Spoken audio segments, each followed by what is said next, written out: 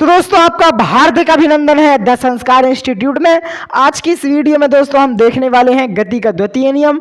आपको हम ये समझा देंगे, इसकी एक साधारण ट्रिक बता देंगे और कई सारी चीज़ आपको बता देंगे।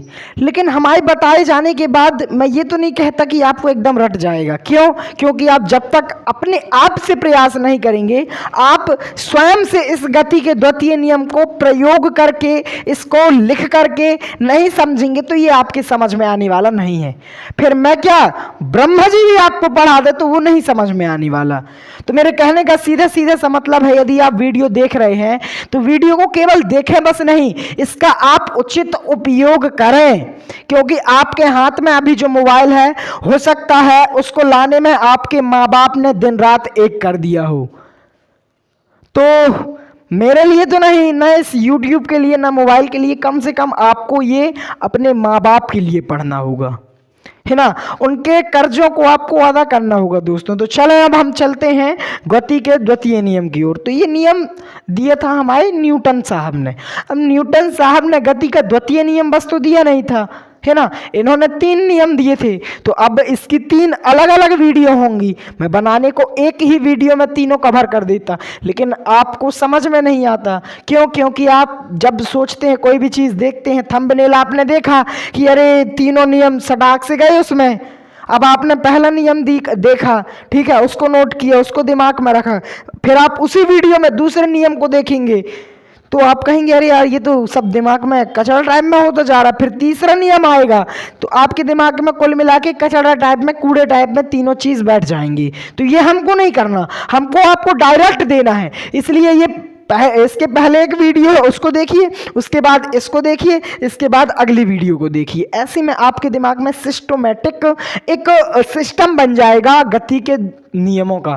ठीक है, चलो हम आपको साधारण ट्रिक के द्वारा बताते हैं। गति का द्वितीय नियम कहता है कि किसी वस्तु के संवेग में जो परिवर्तन होता है, उस परिवर्तन की जो हम दर निकालते हैं, उस दर को निकालने के बाद, किसको? दर को निकालने के बाद अब उसमें मतलब किसमें? वस्तु में। जब उस वस्तु में अब असंतुलित बल लगेगा तो वो असंतुलित बल जिस दिशा में लगेगा उस दिशा के ये जो दर है समानुपाती होगी। यही है हमारा गति का द्वितीय नियम। साधारण भाषा में है, समझ में आ गया होगा आपको।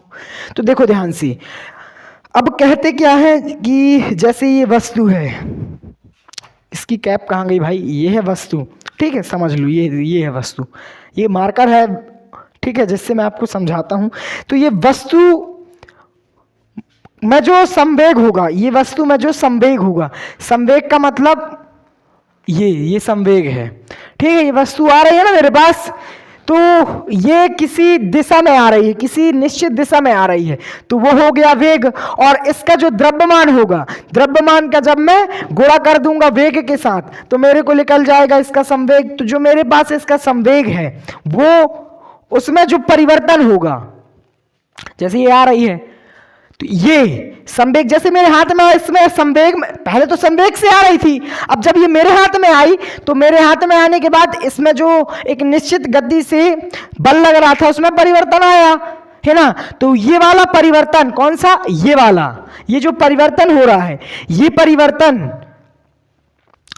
असंतुलित बल की दिशा के समानुपाती होता है। असंतुलित बल, देखो ध्यान से समझना, असंतुलित बल का मतलब होता है जब किसी वस्तु में विपरीत दिशा से बल लगता है।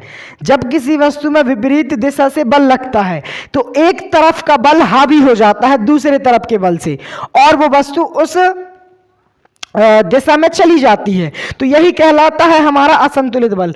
ध्यान से समझो, असंतुलित बल, एक हाथ में रही है, एक हाथ में रही है, इस हाथ में ज्यादा ताकत है, इस हाथ में बहुत कम ताकत है, मैं खींचता हूं तो ये वस्तु ये वाले हाथ में चली जाएगी, है ना। तो यही है असंतुलित बल। बल तो लग रहा है लेकिन असंतुलित है, एक तरफ ज्यादा है, एक तरफ कम है ना।